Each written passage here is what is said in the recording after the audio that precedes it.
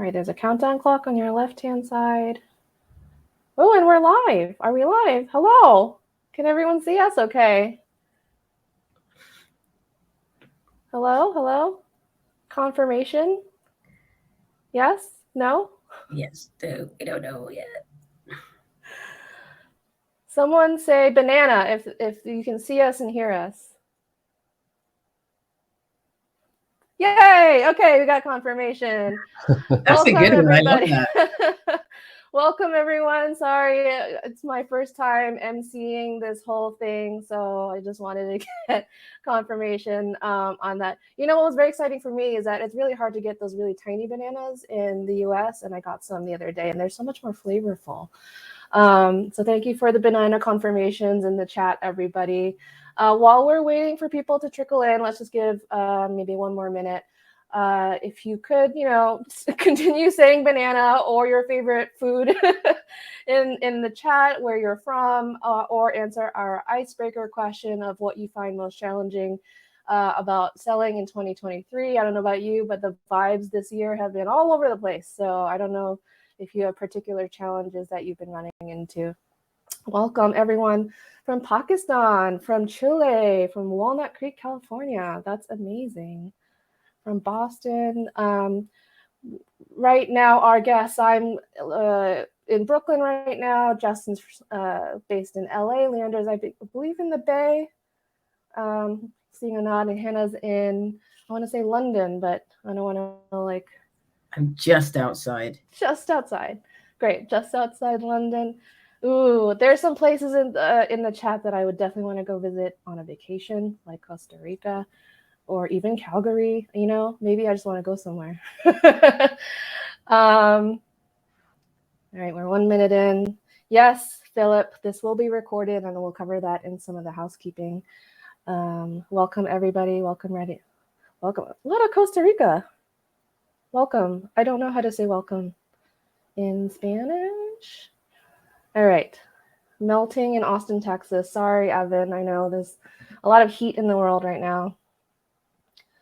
All right, 2 minutes have gone by. I'm just going to get started. We'll ease into everything. For today, what are we doing?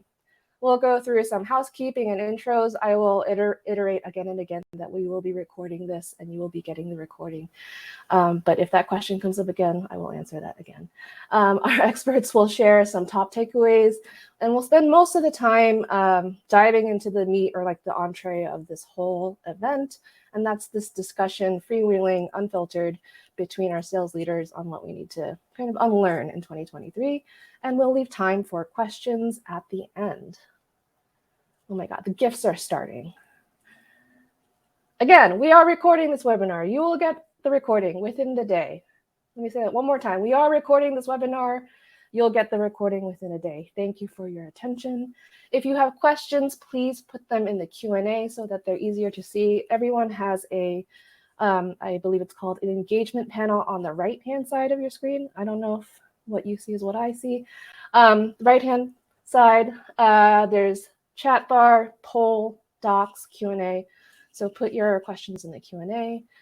Some people do find the chat overwhelming or distracting, so you just tab over to a different section if you are one of those people.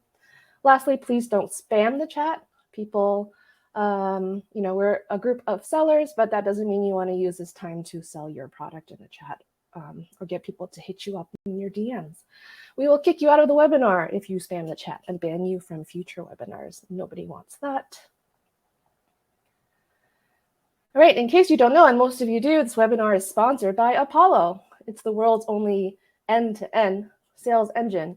It's everything a modern sales team needs to be successful. If you haven't created an account, head to apollo.io. Right now, it's super easy. You can do it for free. Try it out. Let us know what you think. And speaking of what modern teams need to be successful, let's dive into Sales Unfiltered. What do you need to unlearn in 2023 to succeed? I'm Janet Choi. I'm on the content team here at Apollo. And some of you webinar regulars may be wondering where Josh is. He's still on paternity leave, and he will be back soon. Let me introduce our speakers. Okay, so combined, The 3 people you see on your left-hand side have so much experience in sales. This is like the dream team of sellers. They've spent tens of thousands of hours consulting, coaching thousands of executives, reps, and teams. I don't know if I've done thousands of anything. So, I mean, I find that super impressive. First up is Hannah Ajikawo. She is a go-to-market strategy consultant and LinkedIn top voice. She advocates for diversity in sales through her role at Sisters in Sales. She founded Revenue Funnel to rethink how we can continuously deliver value to our customers. Hannah, did I miss anything? I'm a mummy to a beautiful boy Yes. who he may come in. Who knows? He likes sales a lot. That is amazing. It's the remote work life, and I love. Exactly. I But love no, that. thank you very much for the breakdown. That I have nothing to add. You did a perfect job.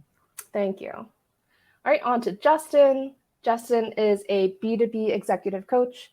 You might have to help me with the pronunciation here. You're the co-founder of Hype Cycle. That works. Hype. That makes me feel not confident. Okay. And Hard Skill Exchange. He's also the best-selling author of Tech-Powered Sales, and he's working on a new book called Pipeline Unlocked. Justin, anything I miss? I'm a huge jazz aficionado that Ooh. usually doesn't, wins over a few people, like 1 in 1,000. Love the jazz. Okay. I think jazz has a lot to do with sales. You're like kind of like improvising a lot, and you're like working with the confines of certain things. Not to take a metaphor over the edge there. Last but not least, we have Leandra Fishman. Leandra is the Chief Revenue Officer here at Apollo.io. She has over 30 years of experience in sales, including leadership positions at companies you've heard of, like Intercom and Twilio. That's the short version. I don't want to go into all 30 years of that experience. Leandra, any top highlights that I miss? I thought we could start at day 1. I was born in Sydney, Australia. No. I'm excited to be here. Month 2 at Apollo. Yeah. Can't wait to learn from Justin and Hannah today, and really looking forward to the conversation. Amazing. All right. Oh, jazz is old school, EDM is new school, says somebody in the chat. That's funny. Okay, we're going to jump into, before we go into the deep dive discussion, we are going to jump into 2 quick tips from our experts, Hannah and Justin. They're going to share their one top thing that sales folks need to unlearn in 2023 and beyond. So Hannah, I will turn this slide over to you. Yes. So one of the questions that I get a lot over from reps, from leaders is, my reps are doing this, what more can they do? Or a rep will say, even in the Q&A, there's a question right now, and it simply says, how do I get responses to my emails? So I say, do less of what do I need to do, and think more of what does my buyer need from me in this moment? What do I think this prospect might need or benefit from in this moment? And that's going to help shape any interaction you have with them. I promise you, have the first sales thought, flip it on its head, and you'll know what to do. That's it. Do I need to give another hot take?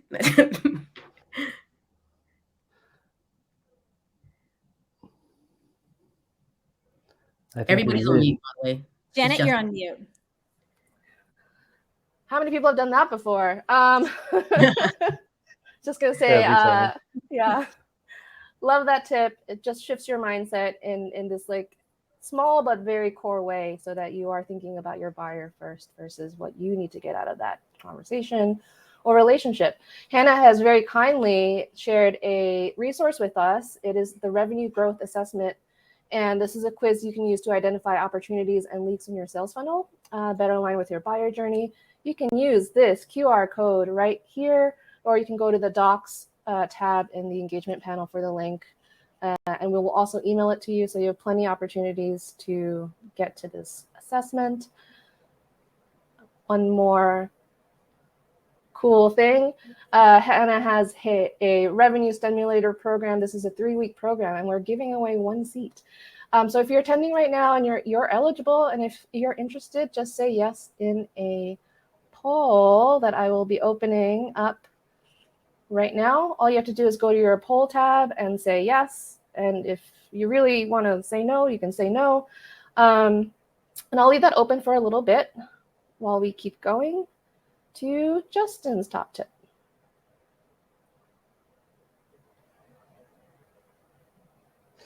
Yeah, so I'm a huge proponent of old school cold calling.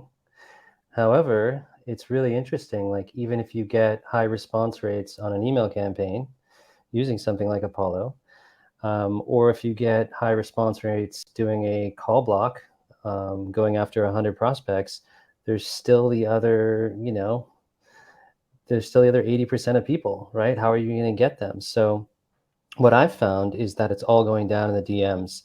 I've started to work on this thing called the fourth frame, which is a chat interaction framework, a way to engage folks on LinkedIn, especially, and have 4 or 5 back and forths, almost like a dance step, like a choreography, and then to pull them to Zoom. Because being at 30,000 connections capped, I was thinking, why aren't I just pulling meetings left and right out of LinkedIn? And the answer is everybody connect in pitches. So LinkedIn is a chat platform, and it works differently than email. And that's why I wrote this cryptic message of what to unlearn. That's what I've got. Thank you. Thank you. Did that make any sense at all? What do y'all think, everyone in the chat? Yes, it did. Yeah, there we go. Amazing. Yes, true. I see it does. Yes, it works. Amazing. Maybe we'll do a webinar on how to use LinkedIn for fostering great conversations and getting those meetings. Justin also has shared some amazing resources. He has, I believe, 16, maybe even more, prospecting and sales guides, covering everything from cold calling, email sequencing, objection handling, LinkedIn too, I think. And you can use the QR code, go to the docs. We will send you the link. Thank you, both of you, for sharing those resources. And we will dive into the entree of the lunch. I don't know, it's different times in different time zones, so that doesn't work. So the entree of this piece is the discussion. We're going to talk sales unfiltered. All right, I'm going to take away the slides, and we're going to dive in. Thanks, Janet. I think those were 2 really great tips, Justin and Hannah. And when I think about 2023, what it takes for us to be successful, things have changed in the last couple of years. When I think about the current sales environment, I'd love to hear from each of you. I feel like there's even more pressure than ever on sales teams for revenue growth, especially as we have macroeconomic environments. So our companies are really thinking hard about tightening budgets. They're really thinking about what tools that they need. They're thinking how they can ensure that their companies are growing and their customers are successful. But building relationships, I think, is always at the heart of it. And more than ever, driving that value is super important. And I know each of you, feel the same way. I'd like to open it up and hear from you. If I'm a salesperson and I'm thinking about, okay, what do I need to do to build pipeline, which is such a basic, as we know, but how can we actually do it in this time, in this place, right now? Hannah, what do you think about, and maybe how do you coach people and teach them to listen right now? What's really important in this time, and how might they put something into practice? There's so many layers to this question. Like, how do I get pipeline? I've got the answer. There's a combination of things. One is, I'll talk about a little bit about why it's difficult. So that icebreaker question that we didn't all get to. So for those of you who are over 30 years old, sales right now is like when, the things that you used to do to maintain your weight and your health in your 20s, it doesn't work anymore. Like, you're like, why don't I not have the abs that I used to have in my 20s? I'm doing the same workouts.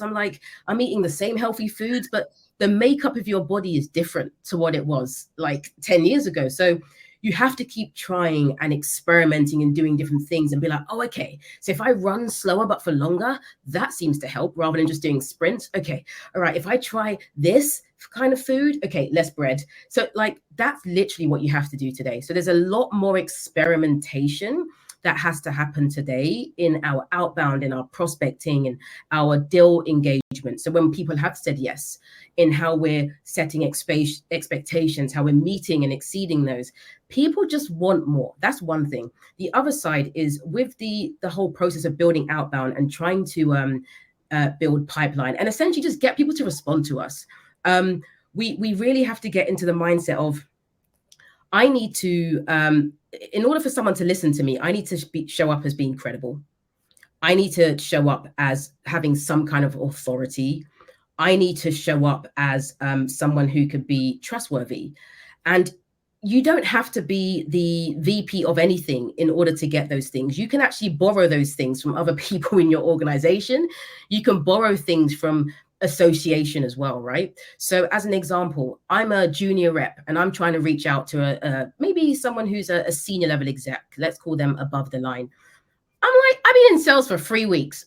They're not going to trust me. However, if I spent those 3 weeks sharing really credible content on LinkedIn, if I started to build up my network on LinkedIn so I don't look like a bot with a profile, if I started to share content with them from people like Justin, who has a big following, right? Then I automatically then get a little bit of credibility and authority from association. I always say, if you're doing outreach and trying to build pipeline, and the first thing that someone's going to do is go and Google you, your company. And if nothing shows up, you've just made your job so much harder, because now I'm like, I ain't interested. You're making me work out who you are, what you do, what you care about, what I should care about. So we need to take away all of that friction. And then we need to add in some experimentation to see like what is the thing that's moving the needle on this particular persona at different times. Put that together and you'll start to see some of the reactions and responses that you need. But it's not just a send this really cool hook in an email and that's it. Those days are over. They're way over.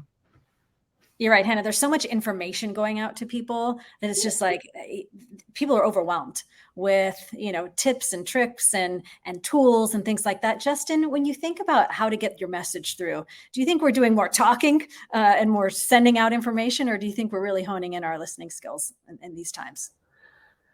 Well, it's a great point. I mean, the proliferation of semi-automation and full automation across phone and email, right? With great power comes great responsibility. My first book was about automating 70% of outbound. And my second book is really about human connection. I call it service-based prospecting, because when you move from sales to service and you eliminate the profit motive out of what you're doing, that intention really pierces through, and that curiosity is powerful. It's a strong force like love. So there's a lot of, we'll just hit ChatGPT and let the machine be curious. I mean, if you yourself get a bit curious, you will have an infinite creative stream of cool ways to reach out. And that is your listening. That's your listening through research and being fully there and slowing down. So in this world of automation, it's a unique mechanic. So that's the paradox, really. Yeah, it's that blend of the speed and the ease, but also how do we make that message count? And so, Hannah, how do you think a little bit about optimizing the technology and the human, especially when it comes around the message? For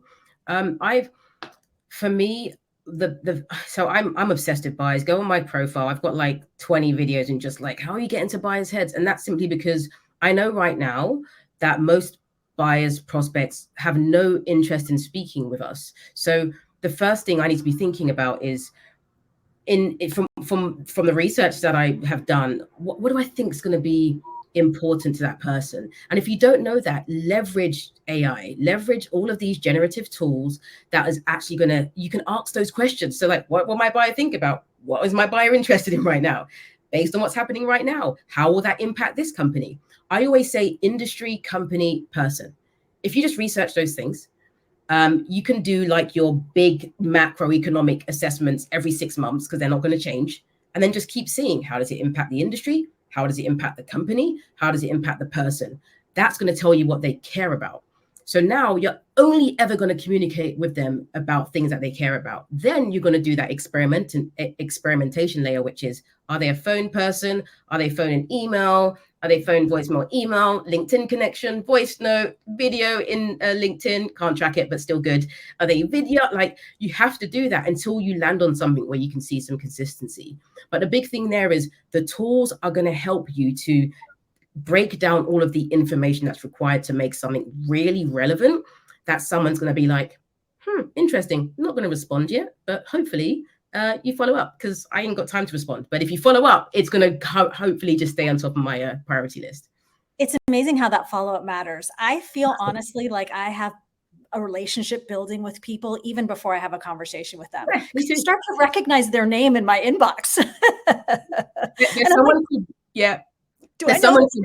Yeah, literally someone called Mika. Mika, if you're on, you're doing great. You emailed me, and then you emailed me again. You checked out a post I put and a comment, and you said, Hannah, I love that comment. You made me go down a rabbit hole. Now I'm thinking about all these things. Do you want to meet? And I was like, interesting. But then they messaged me again. And you know what? They haven't messaged me for a week and a half, but I was just sitting there today and I was like, oh yeah, let me go book a meeting with them. And I went back through my email, remembered her name, found the email, and I booked a meeting.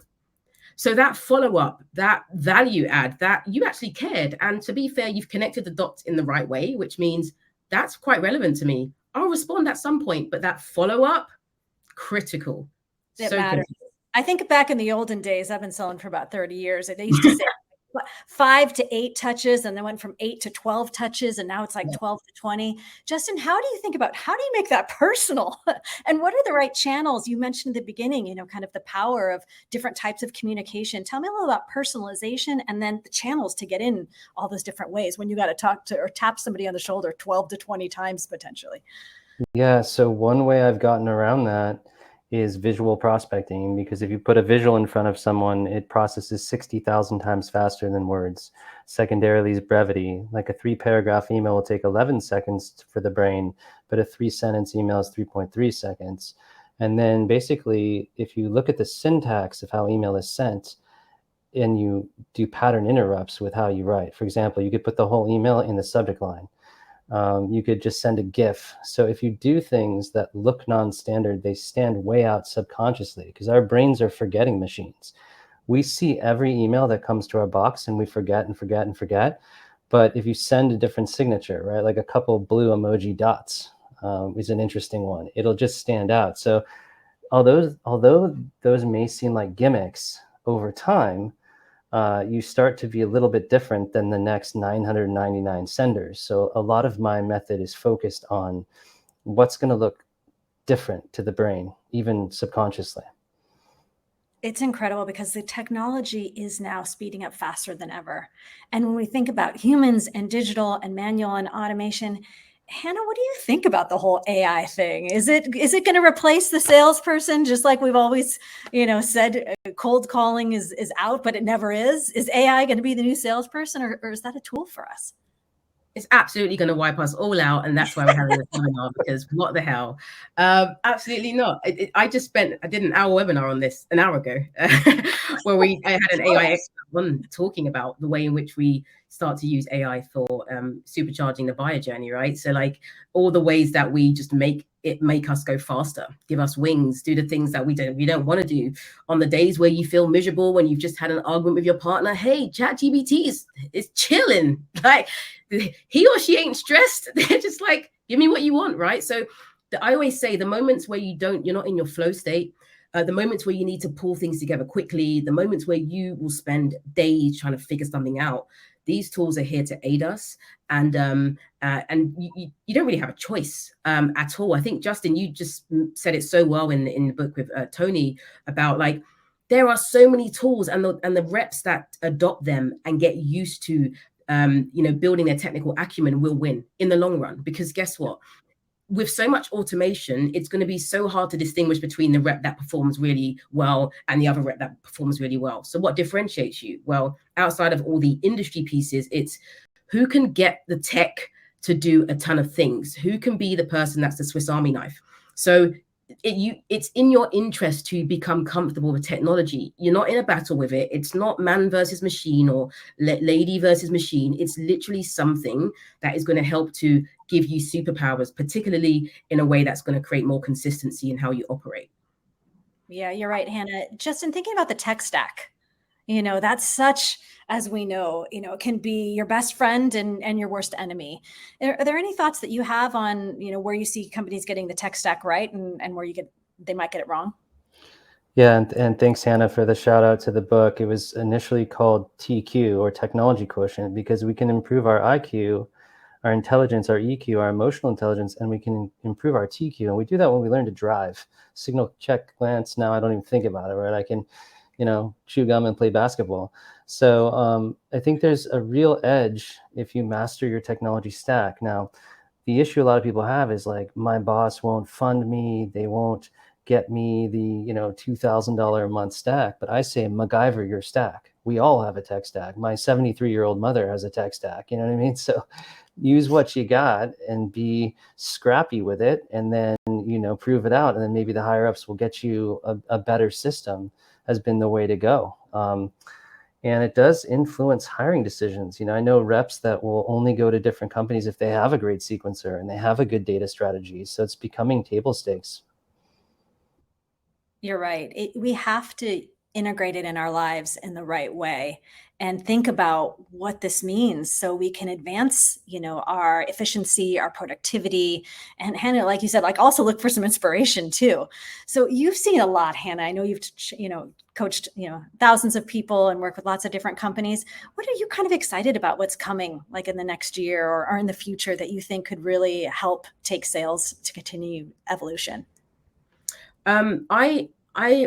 There's a lot. So firstly, this adoption, the AI thing, I mean, it's here. So it's not really coming, but I mean to the degree that we see reps getting comfortable with building stuff that aid their whole process. So because it's so much easier now to build stuff in a way that we didn't have access to before. So literally using all of these open infrastructures to say, okay, this is my role. I'm going to build a bot to kind of like take care of this part, and I'm going to build this. So there's this massive democratization that's happening around that we haven't seen before. I think something else I'm quite excited about is seeing how more a market thing. So seeing how organizations start to adapt their go-to-market to serve and support buyers more, which is going to then impact the way in which they're incentivized, which then impacts KPIs and metrics, because and it's still controversial around, okay, so now how do we line up, how does the SDR function work, or the MDR or XDR function work in 2 years? Will it look the same? Absolutely not. It won't. We can't be targeting reps on booking 20 meetings a month, because there's going to be so many times when you're going to close deals without even booking a meeting. It's just going to be async communication, digital touch points, answering, responding, communicating inside digital sales rooms. And then it's going to be like, wow, they signed the contract. I haven't really met them yet. So how do we create an environment that supports that? So I'm excited about seeing how the entire go-to-market org changes, like all of these systems that support it. Yeah, it's going to evolve. Justin, what are you excited about in the future? Wow, it's really interesting. I mean, I think that at a certain point, the buyer and the seller are replaced by artificial intelligence, and then the human, it becomes nostalgia, almost like a record player.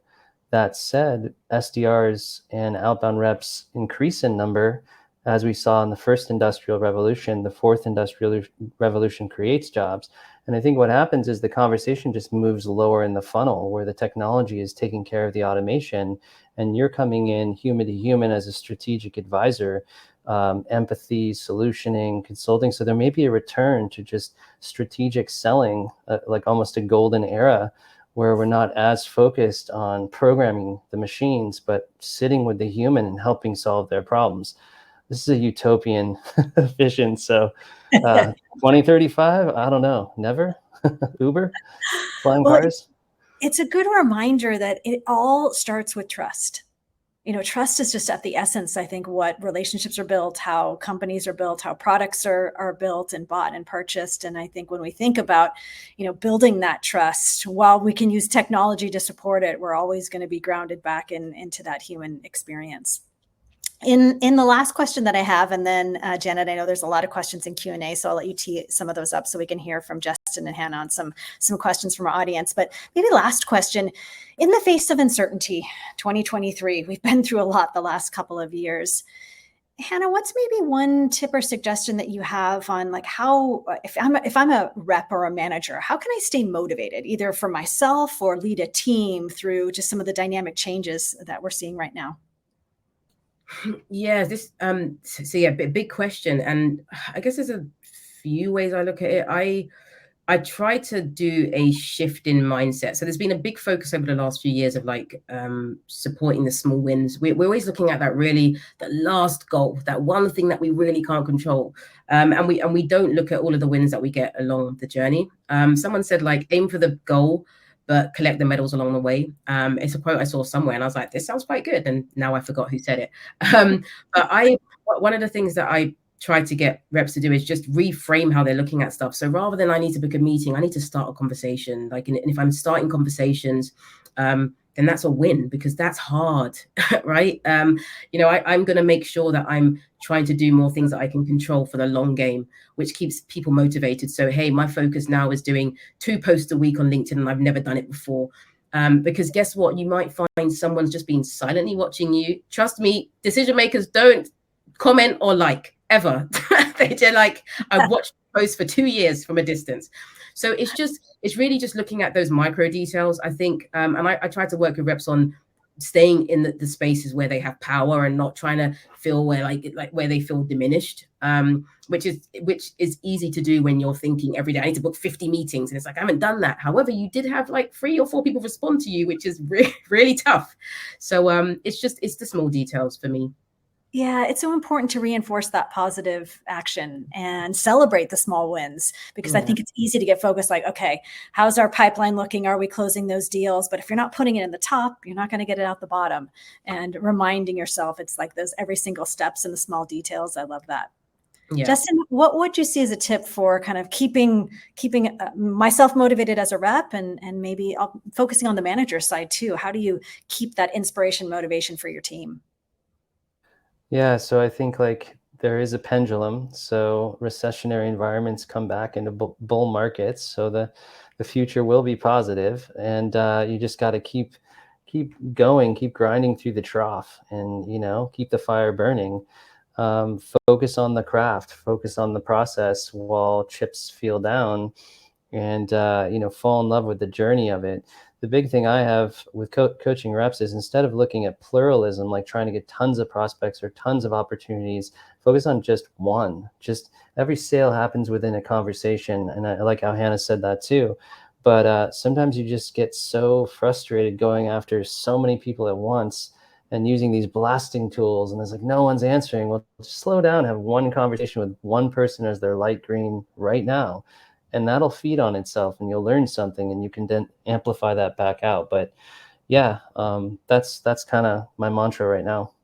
I love it. Less is more. I think that brings us full circle to Hannah's initial kind of tip and comment. Janet, I'd love to open it up back to you. If you've seen some good questions in the Q&A that we can have Hannah and Justin answer for our audience.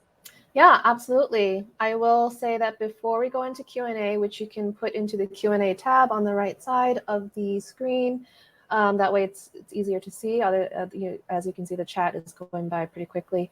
And if anyone is interested in getting a demo of Apollo, the platform, since that is why we're here in terms of I don't know, business reasons, you can say yes or just say no thanks, and I'll leave that open for the rest of the time.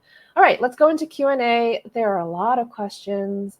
I'm going to try to group them into different themes.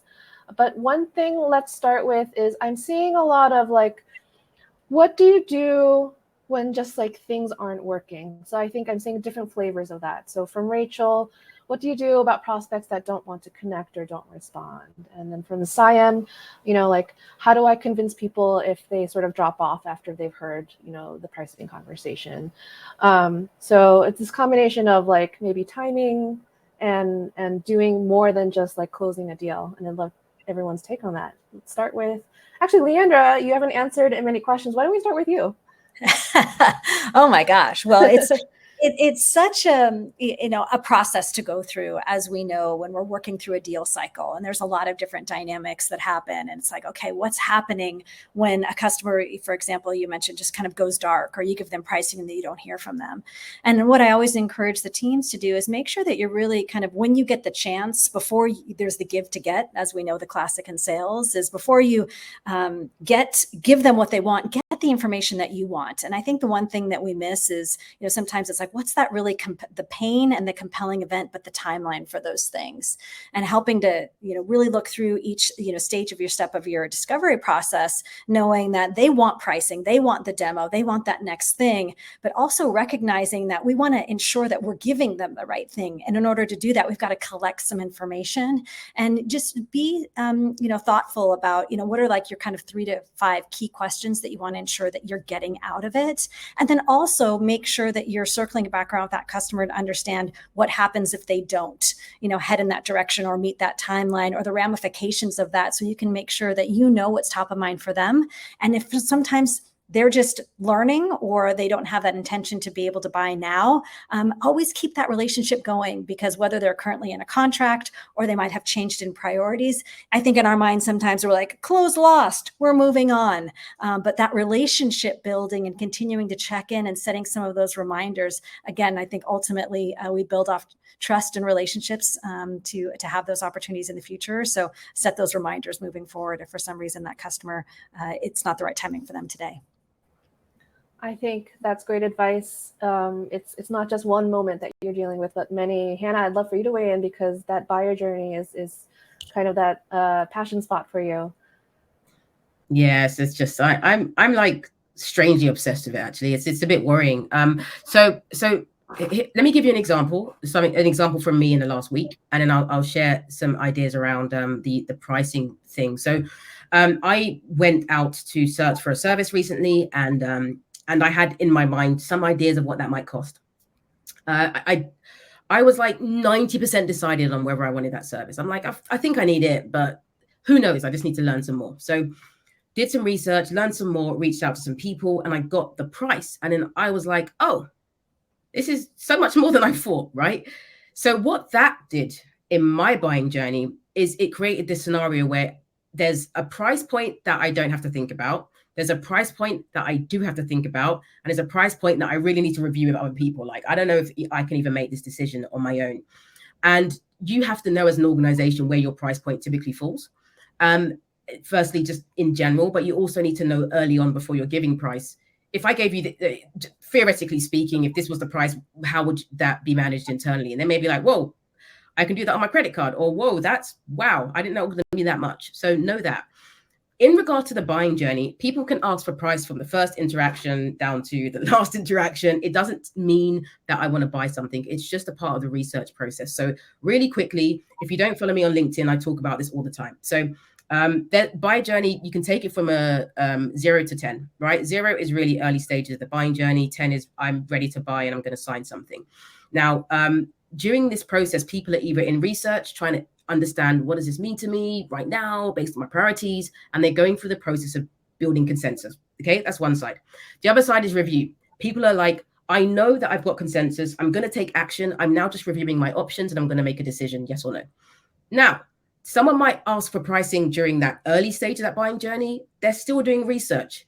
And the only way you're going to know how to handle that pricing decision for them is understanding where they are in that buying journey. If it's really early on, give a ballpark, because they haven't even decided what the problem means to them. So they have their value is down here, where you're giving like the top number, and they're like, massive gap, can't do it, speak to me in 5 years. If they're in that review phase, which is internal consensus, buying unit, even if it's 2 people, we know what we're looking for, we've considered options, the pricing, they're closer to where you're likely to be at that value point. So when someone disappears in that review stage, they're probably just thinking about it, like genuinely thinking about it. If they've disappeared in that research stage, they're just doing research. Thank you very much. I will speak to you when I'm ready. So do the best job that you can in figuring out where are they in that buying journey. Quick question, on a scale of 1 to 10, where are you in your buying journey? Early, late, figure it out, then you know how to respond to those kind of questions. I promise you, absolute game changer. Thanks, Hannah. I love that. Let's switch over a little bit to LinkedIn. Justin, let's have you answer a couple questions around around LinkedIn. So one thing is, if you're finding your prospect on LinkedIn, this is a question from Kunal. Should I try to engage them right there, or find their details and follow up a different way? Like, how do you determine what is the best or first reach out point? Yeah, so for me, hey name, comma, boom, boom, boom, is a great way to look like automation. So there's 3 or 4 companies that you can automate. So I don't even use that. I use like a little thread sparker. Like I use like 5 words all lowercase. And you'd think, well, that's not very civil. You didn't say, hope you're doing well, or have a pleasantry. However, they're like, whoa, it may not be a machine. So I'll find something unusual on their profile and just make a comment. Like recently, this VC shared this book, What a Unicorn Knows. I'm like, what do you think of the unicorn book? That's it. Not, hey, Doug, comma. I just asked that question, and that sparks this thread and shows that I'm human. And then we get into an interesting thread together. Yeah, and I noticed to comment, DMs are an intimate channel, so you have to be very careful there because you're a stranger jumping into a direct message. So the key there is that make it relevant, make it interesting, and don't sell. And don't wait to sell like, oh, we had 3 chats and now I'll go for the call. Like actually just have a good conversation that you're interested in. They will sense this. You can't fool anyone. There's no dumb buyers. That is a myth. Yeah, I think what I'm hearing a lot is that you remember to separate the channel or the means with what you're actually going to say. So you can't just be like, what's the best way to do email, or like DMs don't work. It's about like how, all the things that we've been talking about. How do you research your customer? What do they need at that point? What's the best way that they prefer to be spoken to? And that's way more deep than like, oh, this channel doesn't work. Speaking of channels, what if people don't use LinkedIn? There are tons of industries. George mentioned maybe like life science crowd, professor scientists. Where do you go? Do you just rely on email and cold calling? If there are people, if there are prospects, not on that LinkedIn every day. Go. Anyone? Yeah. Some people, my old boss in one of my roles a long time ago had about 300 LinkedIn inbox messages. I was like, don't you check them? He's like, oh, I don't, no way. He's like, no way. He's not interested. A lot of people are like that. A lot of decision makers say I only connect to people that I actually know, like have physically met. So many people are inactive on LinkedIn, and I always prioritize people that are active just because I know they're probably digital. So just filter on sales nav, like posted in the last 30 days, done something in the last 30 days. Because honestly, that just wipes out so many people that you may get in contact with in the future. But guys, we ain't got time. Like, let's go after the people that we know are likely to just be sitting with LinkedIn open all day, every day. That's the first thing. I'd say the second thing is communities. Now, communities are communities. They're not sales rooms for you to go out and be like, buy my stuff. However, if people go to communities to seek answers and to seek connections, and they want to learn and try and find other people who are in the similar spaces to them, because of that, they will share more. They will share more about what they're thinking, what they're doing. And if you can contribute and add value, then they're going to know who you are. And then all of a sudden they were like, I'm going to add you on LinkedIn. They're never on there, but it's just a way to stay connected, or WhatsApp or whatever it is. There's also WhatsApp groups. There's a lot of them. But again, these are not sales environments. These are to have conversations, to build relationships. So that whole thing about building relationships has actually come back. You have to do that. So I just say, don't think about channels, do everything. Like, I'm going to LinkedIn you, phone you, voicemail you, email you. And people are like, it's too much. They probably haven't seen it. And I am someone who uses every channel. And when I get 4 messages from the same person on all those channels, I don't even care. I'm like, oh, whatever. Like that, it doesn't matter, because I'm going to respond in the channel that I care about. And it's always LinkedIn for me. I'm like, it's the easiest way to get in touch with me. So don't worry about channels. Go after absolutely everything. Get inside community spaces, and leverage other people. Create that channel where be friends with Justin. Go and tell 10 people about his book, and then say, hey, Justin, I've literally promoted your book for free. Can you introduce me to this one person? And he'll be like, sure. Like, it's just like, you've done something for me. I'm likely to reciprocate that. But I think people struggle with doing the work. A lot of people just don't want to do the legwork that works, that we see work. It's like, oh, I can't automate that. It's like, well, you kind of have to go and do the work. You ain't got a choice. Bitcoin transfers. I love it. I'd love to follow that up with, we were speaking about building relationships and delivering value, and you've just spoken about like just a very casual way to deliver value. It doesn't have to be this big thing, like, let me get you this research paper, white paper that will help you do blah, blah, blah. It's like, hey, I talked about your book at this thing. That's it. Like, are there other ways of delivering? Like, how are some ways that we can understand what delivering value means as sales teams that maybe are outside of the typical like scripts and like training that you get as a sales rep, where you're just kind of, following the playbook, right? Any takers? I think what's really important is that I think we've talked a lot about the essence of that community, the network, those referrals, but it's really just about one. I always tell people you have to, be in your own authentic self to have the best impact. And when we focus on trying to sell, that's when we're trying to be actually an emotion that sometimes disconnects us from the value that we have to provide. And just as Hannah and Justin mentioned, where it's just like mentioned, talking about like what resonates like for us as humans, what resonates for us, in terms of our interests. How about gratitude? I mean, gratitude is always such a strong connection because it touches the human heart, where you just reach out and can appreciate something or acknowledge something or give somebody a high five or to say that was such a great article or mention. Or I'm not really big on social. I'm trying to build a muscle there. I think it's the introvert in me a little bit, but kind of coming out a little bit more and just like acknowledging that we all have value to add and we can just connect on a human level with gratitude. That, sometimes magic can happen in ways that you didn't kind of force into, I'm going to go figure out how to sell this person versus I'm just going to go figure out how to acknowledge something this person did that really resonated with me. I was going to add with that value piece. It is nuanced. I completely understand. But I think we have to think about value, right? Like value is just value is essentially something that someone considers important based on the context that they're existing in today and what's and so we have to take the context into account. But I think people miss the mark on some really easy things. As an example, I get targeted every day. I call it targeted because that's what it feels like. It doesn't feel like prospecting. It feels like a targeting. But if someone came to me in my inbox right now and simply just said, hey, Hannah, would these be like the types of companies that you typically offer solutions to? Just here's free companies. I'd be like, yeah, cool. Now I'm like, you've done some research. Like, and all that would take is, in most companies that are much larger than mine, you've got a million case studies. Go on their website, find a case study, find a company, type it into LinkedIn. It not LinkedIn sales now, LinkedIn, and it will usually say other companies that are similar.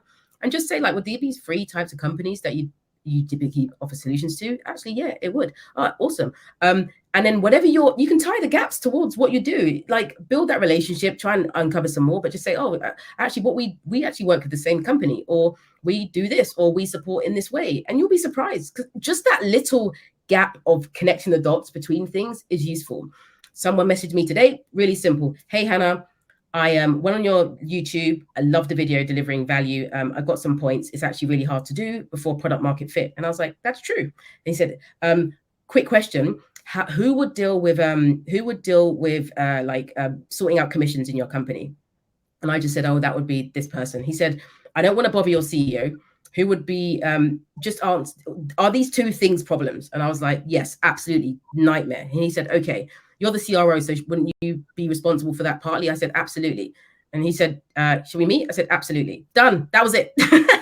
Right? Because I'm like, it's a problem. It's a problem for me. And he checked to see if it would be a problem. Like, this is our value proposition. So our promise to deliver value to you.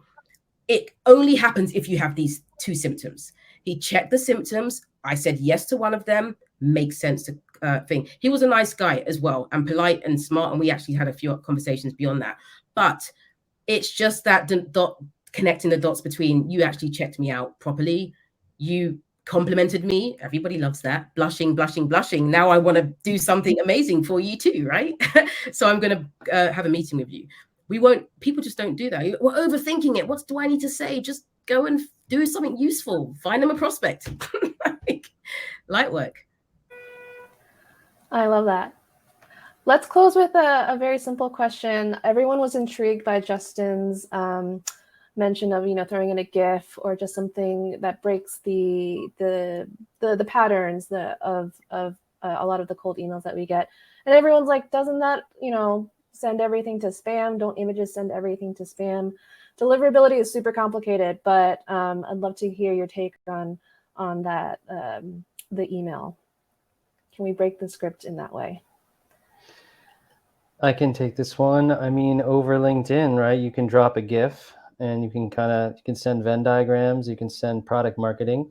In email, if you nest a GIF or an image on the second or third touch under a megabyte, under 100 kilobytes, you can get through the spam filter. That's a way to do it. There's obviously link outs like with Vidyard and Loom, where it's just a link and then you can link across. Sometimes hard to get a click there, but that's my take. Anyone else?